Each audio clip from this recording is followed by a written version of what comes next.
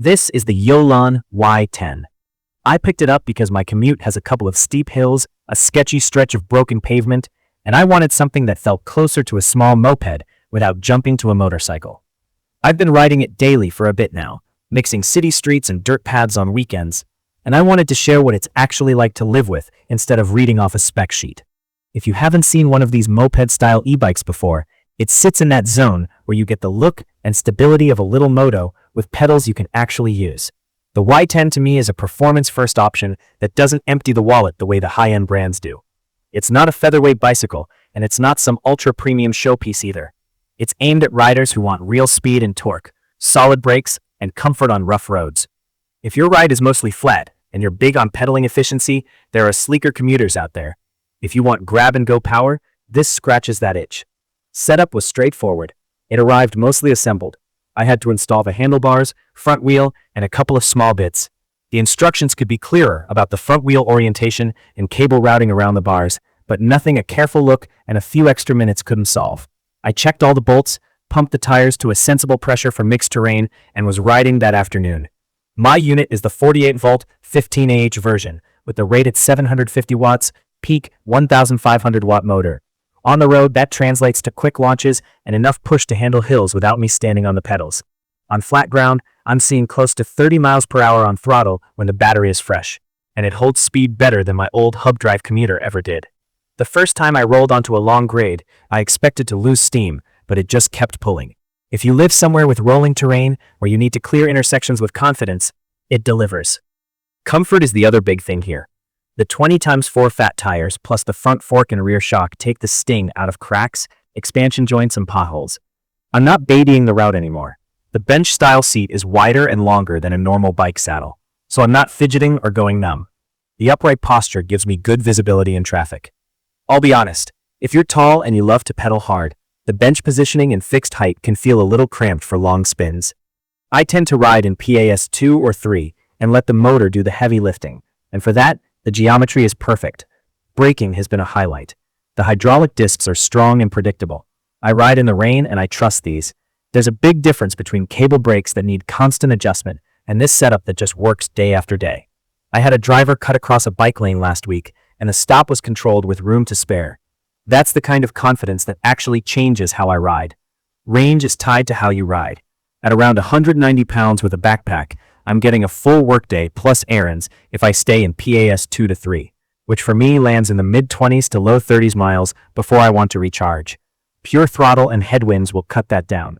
The removable battery is clutch. I pop it off and charge by my desk or in my apartment. A full charge takes a handful of hours, and I've had zero issues with the lock or connector.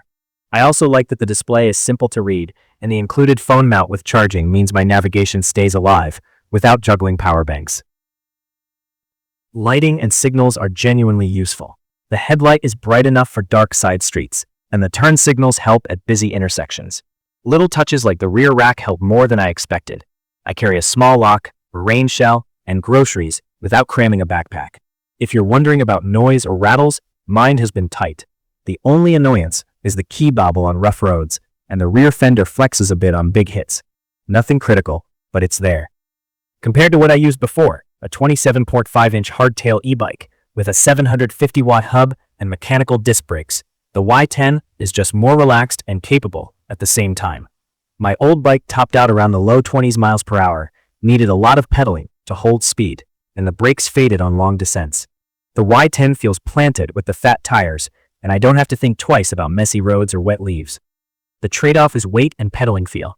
My old bike felt snappier under leg power and was easier to lift onto a car rack.